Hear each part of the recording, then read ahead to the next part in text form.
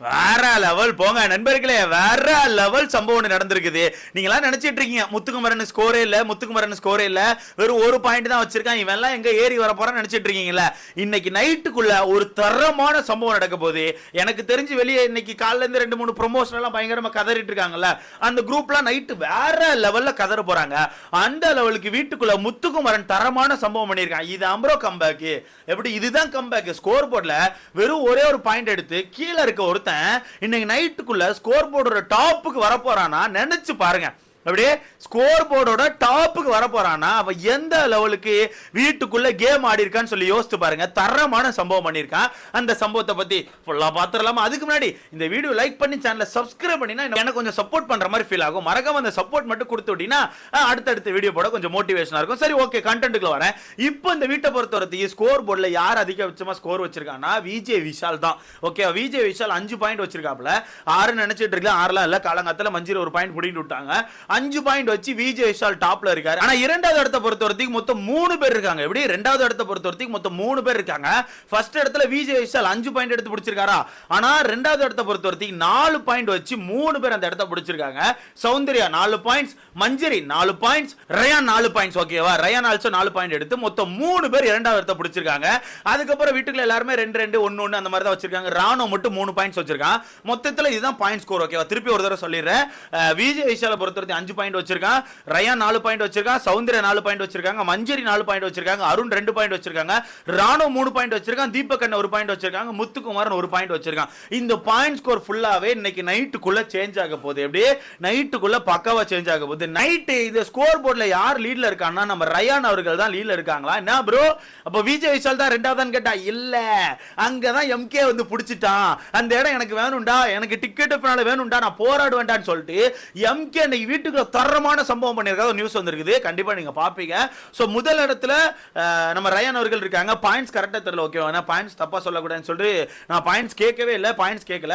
So முதல் இடத்துல நம்ம ரயான் அவர்கள் இருக்காங்க. இரண்டாவது இடத்துல முத்துக்குமரன் இருக்காப்ல. எப்படி இரண்டாவது இடத்துல முத்துக்குமரன் இருக்காப்ல. மூணாவது இடத்துல விஜய் விஷால்.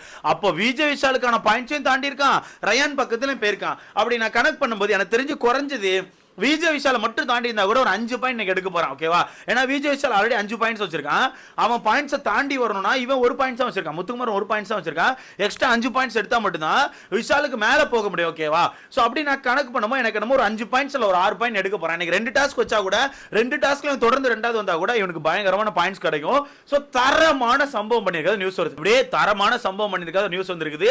நைட்டு கண்டிப்பா கதறல்ஸ் அதிகமா இருக்கும். ஏன்னா காலங்கத்துல முத்துக்குமரன் சும்மா 2 பிரமோல மாட்டிக்கிட்டான், அட்டி வச்சிட்டு இருக்காங்க உட்காந்துமா ஆட்டிங்கிறீங்க. மானங்கட்ட அடி எல்லாம் இருக்கு. அவன் title winner bro, title winner போட்டு இந்த அடி அடிச்சிட்டு இருக்கீங்க. ஸோ அந்த வகையில் நைட்டு கண்டிப்பா ஒப்பாரிகள் இருக்கும். ஸோ இரண்டாவது இடத்த முத்துக்குமரன் பிடிச்சிருக்காப்ல, முதல் இடத்த ரயான் பிடிச்சிருக்காப்ல. நைட்டுக்குள்ள மொத்த ஸ்கோர் போர்டு மாறப்போகுது. சரி, ஓகே, வீட்டுக்குள்ள அப்படி என்ன ஒரு டாஸ்க் கொடுக்குறான்னு கேட்டீங்கன்னா, இப்போ ஆக்சுவலாக ரெண்டாவது பிரமோல ஒரு சீன் பார்த்துருப்பீங்களா, அந்த ஃபோன் கால் அந்த மாதிரி விஷயங்கள்லாம் சாக்ரிஃபைஸ் டாஸ்க்னு சொல்றாங்க. இந்த சீசன் 6ல நீங்க பார்த்துருப்பீங்க.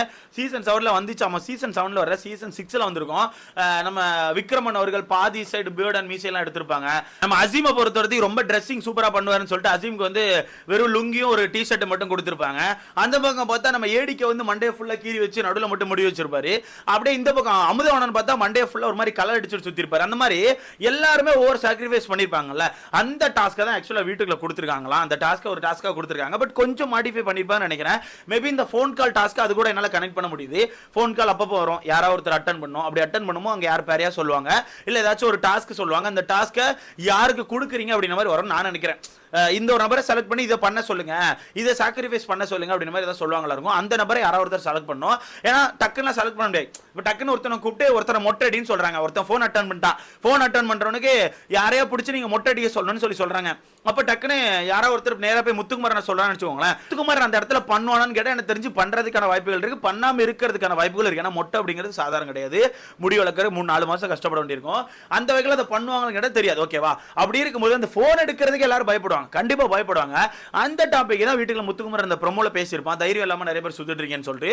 ஸோ மொத்தத்தில் எனக்கு தெரிஞ்சு அதிகபட்சமா ஃபோன் எல்லாம் அட்டன் பண்ணி யாரையா சாக்ரிஃபைஸ் பண்ண வைக்கிறாங்க. ஸோ இதை வச்சு தான் ஸ்கோர் கொடுக்குறான்னு நினைக்கிறேன். ஸோ நைட்டுக்குள்ள மொத்தம் ஸ்கோர் போர்டு மாறப்போகுது. அண்ட் நாளைக்கு தான் எனக்கு தெரிஞ்சு ஃபைனலாக இருக்கும். வெள்ளிக்கிழமை ஒருத்தி இந்த டாஸ்க் போகிறதுக்கான வாய்ப்புகள் இல்லைன்னு எனக்கு தோணுது.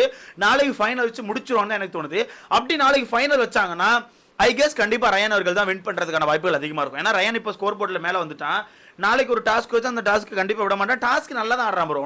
அவனை ஒரு டாஸ்க் விட நான் குறை சொல்ல மாட்டேன். டாஸ்க் சூப்பரா ஆடுறான். ஆனா அந்த பேச்சு தான் அப்பப்ப நான் டீம் இல்ல நான் தனியா ஆடுறேன் அப்படின்னு சொல்லி பேசுறான் தெரியுமா, அதான் தப்பா இருக்குது. மத்தபடி டாஸ்க் சூப்பரா ஆடுவான். அந்த வகையில மேபி நாளைக்கான டாஸ்க் கொஞ்சம் பிரெயின் சம்பந்தமான டாஸ்க் ஆரம்பிச்சா முத்துக்குமார் லீடு கொடுக்கறதுக்கான வாய்ப்புகள் அதிகமா இருக்கு. ஓகேவா?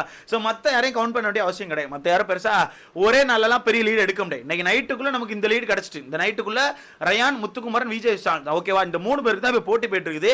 இந்த 3 பேர் நாளைக்கு எடுக்க போற பாயிண்ட்ஸ் மட்டும் தான் அவங்களுக்கான விதியை மாத்தும். மேபி இந்த 3 பேருமே நாளைக்கு பாயிண்ட்ஸ் எடுக்கலனா கூட இந்த 3 பேருக்கான விதி ஆல்ரெடி தீர்மானப்படுத்தப்பட்டு விட்டது அப்படி சொல்லி நமக்கு தெரிஞ்சிரும். ஓகேவா? ரயான் அவர்கள் ஈஸியா வின் பண்ணிட்டு போயிடுவார். சோ நாளைக்கு நைட் நமக்கு ரிசல்ட் கிடைச்சிரும். சோ நாளைக்கு நைட் இல்ல, இன்னைக்கு நைட் உங்களுக்கு கொடுத்துரும். ஏன்னா இன்னைக்கு நைட் ஷூட் முடிஞ்சிரும். நைட்டுக்குள்ள கண்டிப்பா உங்களுக்கு ஹிண்ட் கொடுத்துரும். ஓகேவா? ரிசல்ட் சொல்ல முடியுமான்னு எனக்கு தெரியல. கண்டிப்பா நான் உங்களுக்கு முடிஞ்ச அளவுக்கு அப்டேட் பண்றேன். சரி, ஓகே. இந்த கம்பேக் இருக்குல்ல, இந்த கம்பேக் வீட்டுக்குள்ள கொடுக்கும்போது அந்த விஷயங்கள் எப்படி இருக்கும் நீங்க நினைக்கிறீங்க? ஏன்னா கண்டிப்பா என்ன பொறுத்தவரைக்கும் வேற லெவல் சம்பவம் இருக்கும். வேற லெவல் சம்பவம் இருக்கும் எனக்கு தோணுது. ஏன்னா அவன் ஒரு பாயிண்ட்ல இருக்கான் ப்ரோ, வெறும் ஒரே பாயிண்ட்ல இருக்கான். வீட்டுக்குள்ள இருக்க எல்லாருமே ஆப்போசிட் பண்றாங்க. அவன் என்ன பேசினாலும் அது தப்புன்னு சொல்லி திருப்ப ஆரம்பிச்சிட்டாங்க. அப்படி இருக்கும்போது என்ன பொறுத்தவரைக்கும் லிட்டரலி அவன் லோவாக தான் செய்யணும். ஆனா அவன் லோவாக மாட்டேங்கான். நீங்க அடிச்சாலும் நான் ஏறி வருவேன்டா அப்படின்னு மாதிரி ஒரு மாதிரி ஏறி தான் நிற்கிறான். ஏன்னா ஃபினாலே வீக்ல லோ ஆகக்கூடாது. இதுக்கு முன்னாடி நிறைய இடங்கள்ல லோ ஆயிருக்கான், தனியாக உட்காந்துருக்கான். அந்த மாதிரி ஃபினாலே வீக்ல பண்ணக்கூடாது. அப்படி பண்ணா கண்டிப்பா அவனுக்கான ஓட்டுகள் சருகிறதுக்கான வாய்ப்பு இருக்கு. மேபி அவன் நாமினேஷன்ல இருந்தா கூட அவனுக்கான ஓட்டுகள் ஏறும். ஓகேவா? நாமினேஷன்ல இருந்தா கூட அவனுக்கான ஓட்டுகள் ஏறும். நாமினேஷன்ல இல்ல அப்படி இருக்கும்போது அவன் வந்து அந்த மாதிரி பண்ணிடவே கூடாது. பட் இருந்தாலும் ஸ்ட்ராங்கா தான் இருக்கான். வீட்டுக்குள்ள பயங்கரமான சம்பவம்லாம் இருக்க போது எனக்கு நான் எதை ஆர்வமா பார்த்துட்டு இருக்கேன் தெரியுமா ப்ரோ?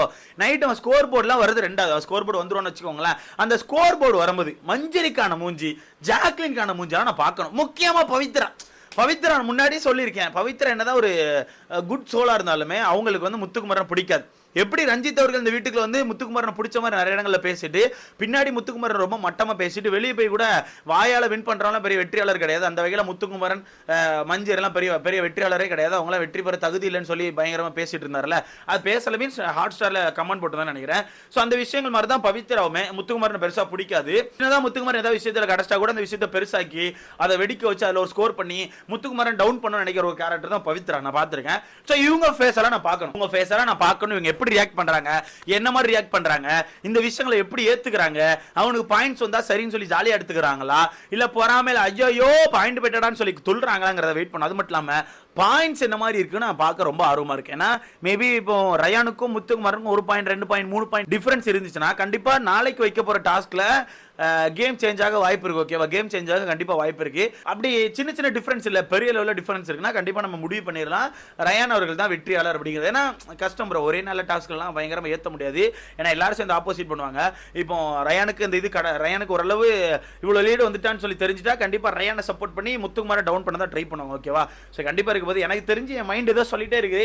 ரயான் டிக்கெட் ஃபினால வின் பண்ண போறான், ஃபினாலே வர போறான். ஃபினாலே வீக்குள்ள மஞ்சள் அவர்கள் இந்த வாரம் எவிக்டாய் வெளியே போயிட்டு கண்ணீர் விட போறாங்க. விஜய் விஷாலை உள்ள உட்கார வச்சு கேஷ் பிரைஸ் எடுக்க வைக்க போறாங்க. வரப்போற வாரத்தில் அருணையும் நம்ம பவித்ரா எவிக்ட் பண்ண போறாங்க. மீதி 6 பேர் இருப்பாங்க. மீதி 6 பேர் 5 பேர் இருப்பாங்கல்ல, 6 பேர் இருப்பாங்க. அந்த 6 பேர்ல எனக்கு தெரிஞ்சு கடைசியா தீபக் அண்ணே இல்லாட்டினா நம்ம ராணோ 2 பேர்ல 60 மிட் வீக் எவிக்ஷன் பண்ணுவாங்க. அப்படி மிட் வீக் எவிக்ஷன் பண்ணி ஜாக்லின், சௌந்தர்யா, முத்துக்குமரன், ராணோ இல்ல ரயானோ இல்ல தீபகோ இதுல யாரோ ஒருத்தர் சம்திங். ஏன்னா மிட் வீக் ஆன பிறகு யாரோ ஒருத்தர் மீதி இந்த 5 பேர் தான் எனக்கு தெரிஞ்சு ஃபினாலே வீக்ல உள்ள இருப்பாங்கன்னு எனக்கு தோணுது. கடைசி அந்த ஸ்டேஜுக்கு போறதுக்கு முன்னாடி. ஸோ உங்களுக்கான கருத்துன்னு சொல்லி மறக்காம கமெண்ட்ல போடுங்க. ஐ கெஸ் இதுதான் நடக்கும்.